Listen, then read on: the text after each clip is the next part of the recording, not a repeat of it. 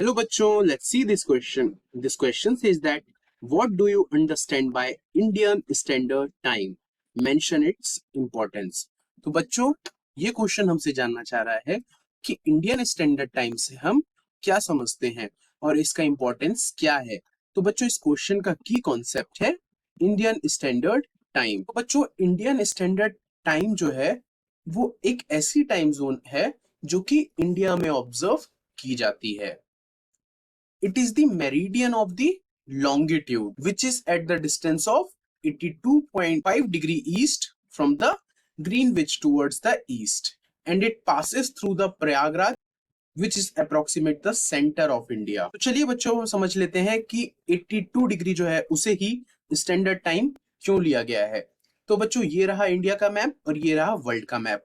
तो बच्चों सन कहां से निकलता है? सन निकलता है ईस्ट से और किस तरफ ढलता है? वेस्ट में।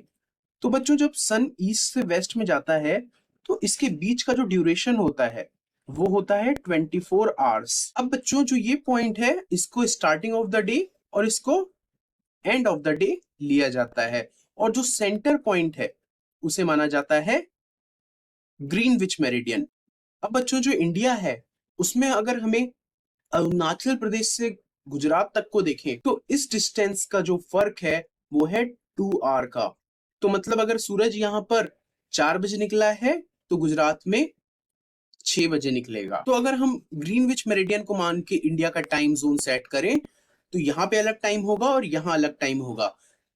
इसी कंफ्यूजन को खत्म करने के लिए एक सेंटर पॉइंट जो कि प्रयागराज से गुजरता है उसे इंडियन स्टैंडर्ड टाइम चुना गया। हम जानते हैं इंडियन स्टैंडर्ड टाइम के इंपॉर्टेंस के बारे में। तो बच्चों जो 82 डिग्री मेरिडियन है ईस्ट का वो 5 आवर 30 मिनट्स ग्रीनविच मेरिडियन से आगे है।